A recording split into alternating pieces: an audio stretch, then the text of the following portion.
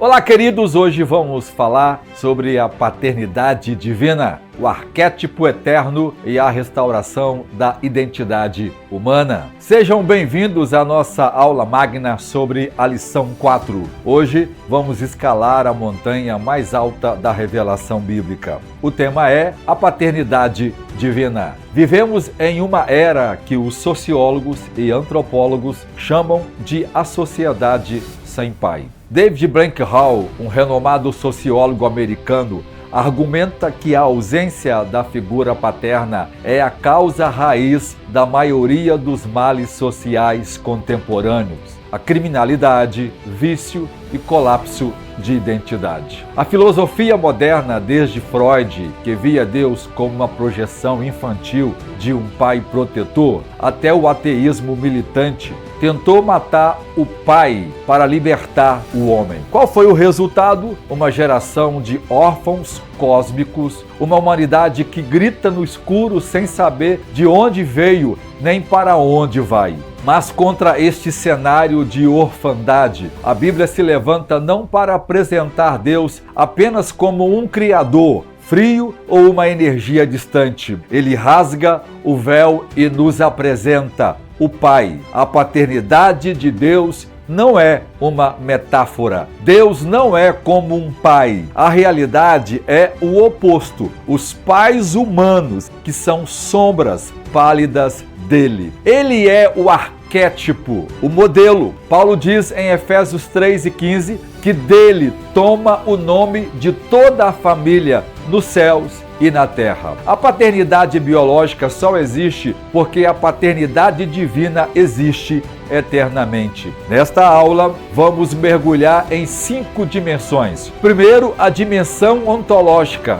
Quem é o Pai na Trindade? Segundo, a dimensão cristológica, a relação eterna entre o Pai e o Filho. Terceiro, a dimensão antropológica, a nossa adoção. Quarto, a dimensão providencial, o cuidado do Pai. E quinto, a dimensão prática, a paternidade humana à luz da divina. Preparem suas mentes e corações, pois vamos entrar na sala do trono. Na primeira parte, vamos ver a teologia da primeira pessoa, a fonte de toda a divindade. Vamos começar com a teologia sistemática e patrística. Quem é o Pai? Aqui aparece a monarquia do Pai e a patrística do credo niceno-constantinopolitano, que aconteceu em 381 d.C.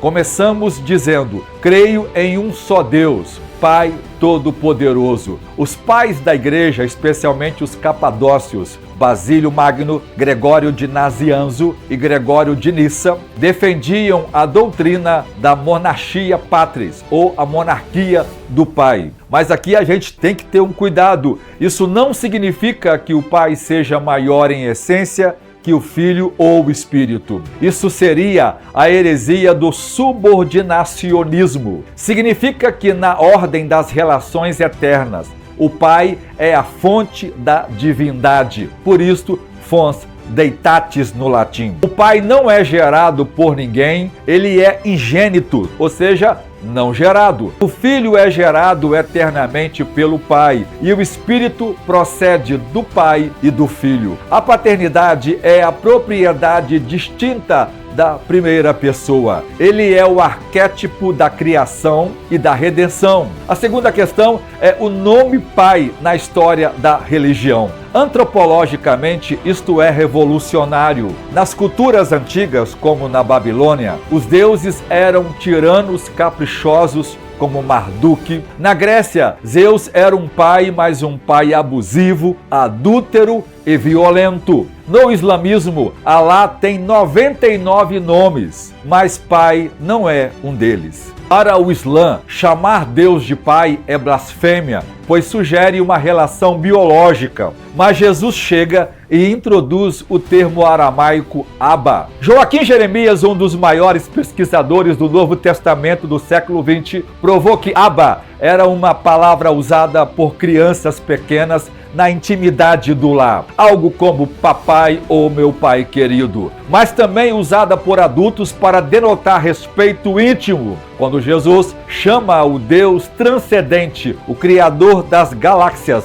de Abba, ele está implodindo o distanciamento religioso. Ele traz Deus para a mesa do jantar. Aqui aparecem então os atributos exclusivos na economia da salvação, que na teologia sistemática nós distinguimos a trindade imanente. Quem Deus é em si mesmo na trindade econômica e como ele age na história. Então, na economia da salvação, o Pai elege, conforme Efésios 1:4. O Pai envia, conforme João 3:16. O Pai disciplina, conforme Hebreus 12:7. Ele é a origem e o fim, o telo, o propósito de todas as coisas. Na segunda parte, nós temos aquilo que podemos chamar de geração eterna, o Pai de nosso Senhor Jesus Cristo.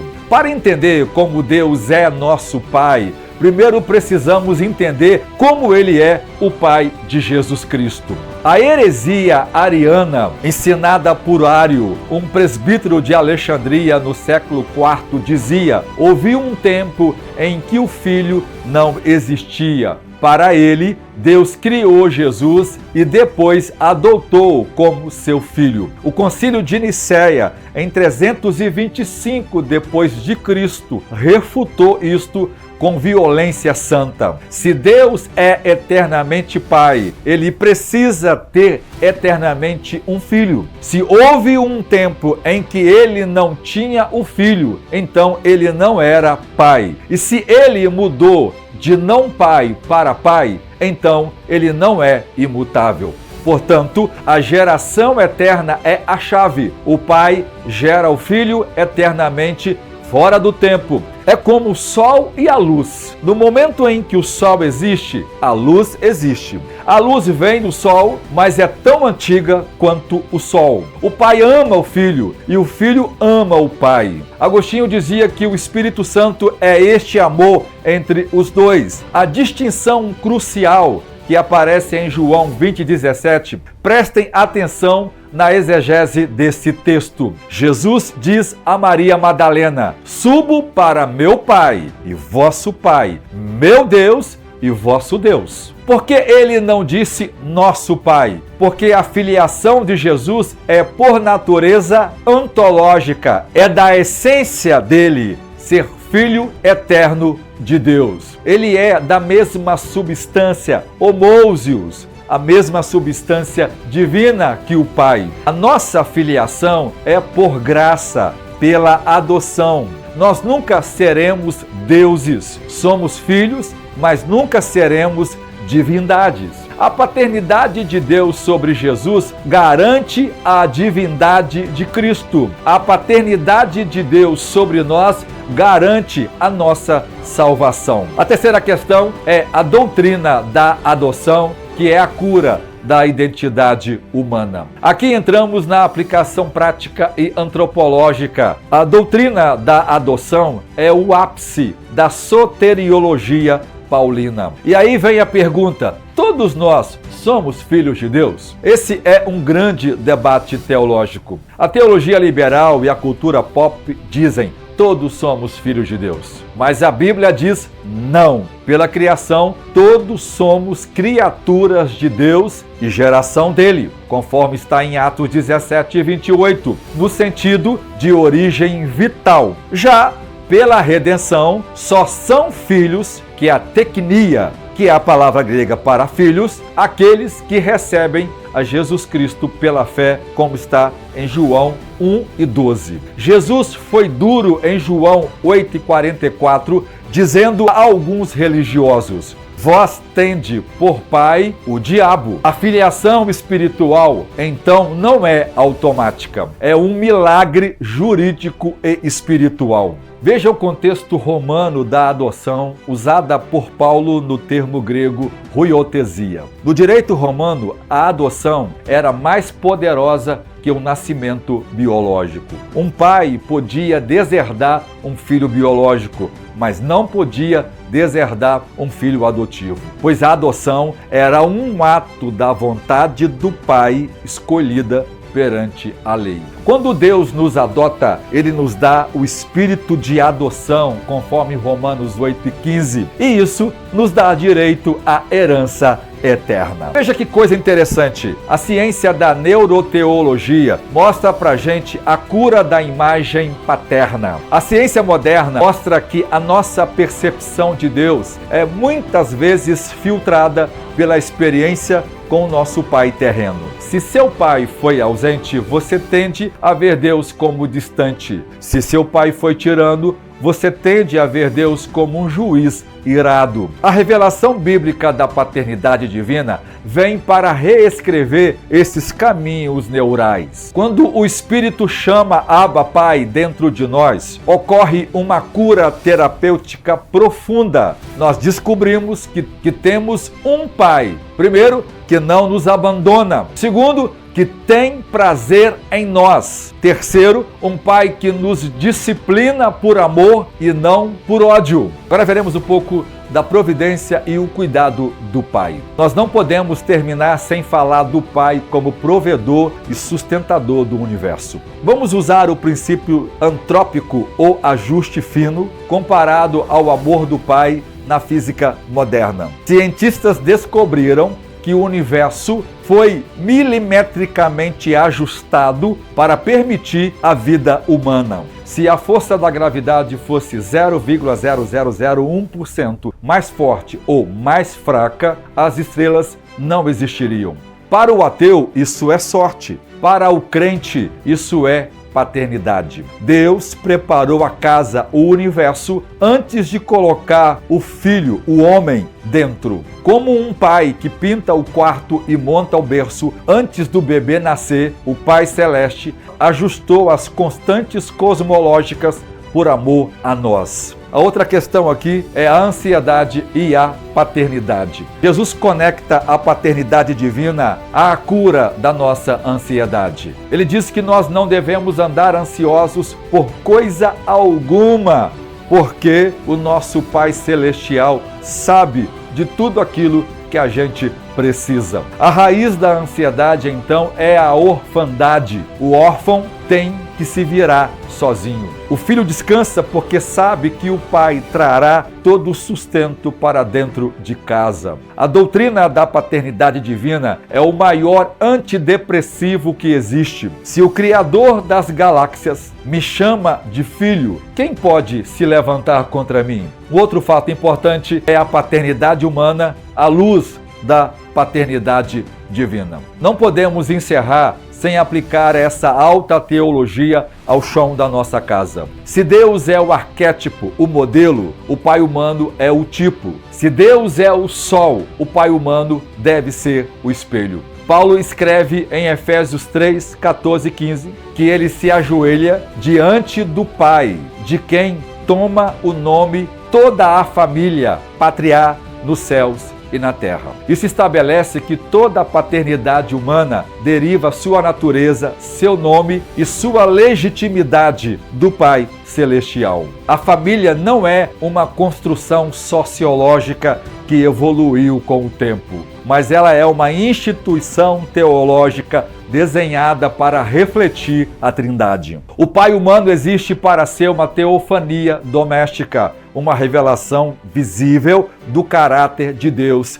para seus filhos. Então aqui precisamos deixar alguns princípios práticos para os pais cristãos. À luz dessa teologia, como deve agir o pai cristão? Primeiro, presença engajada. Deus é onipresente e Emanuel, Deus conosco. O pai humano não pode ser um ausente emocional. Ele deve refletir a presença constante do Pai Celestial, que nunca dorme nem cochila. Segundo, o amor sacrificial. O Pai Celestial deu o seu Filho unigênito. A paternidade bíblica não é sobre exercer autoridade tirânica, mas sobre sacrifício. O pai que reflete Deus é aquele que morre para si mesmo para que sua família viva. Outra característica é a disciplina sábia. Hebreus 12, de 5 a 11 é o paradigma. Deus nos disciplina para o nosso proveito, para sermos participantes da sua santidade. A disciplina paterna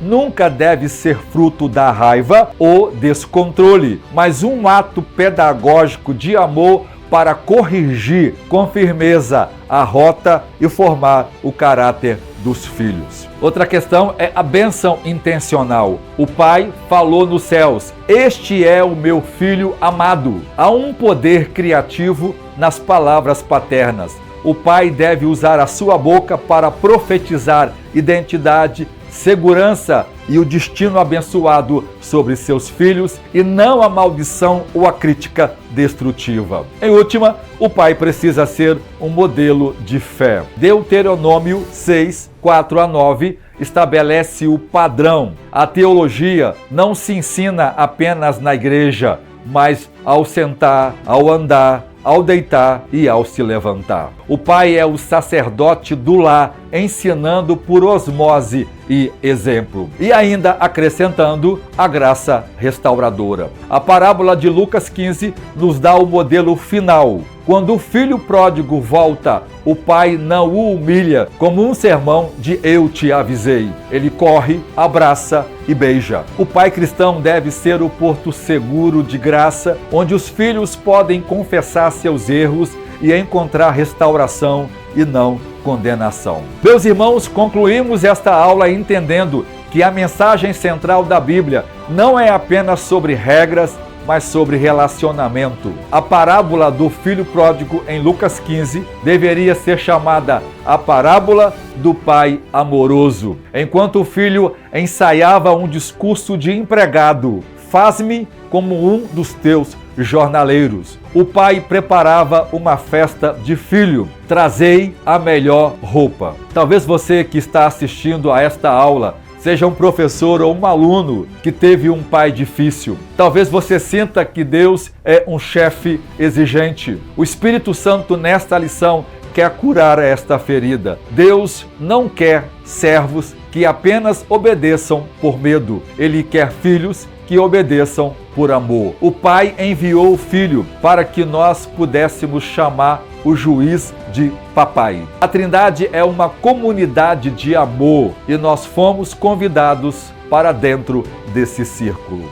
Vivam como filhos, orem como filhos, confiem como filhos, porque Deus, o Pai, vos ama. Como escreveu Charles Wesley em seu magnífico hino: "Pai de Jesus Cristo, meu Senhor, meu Deus e Pai és tu. Em ti me alegro com tremor e glorio-me em Jesus Cristo". Que o Pai nosso que estais nos céus, que nos tirou da orfandade do pecado e nos colocou na mesa da sua graça, possa vos abençoar. A Deus toda a glória. Amém.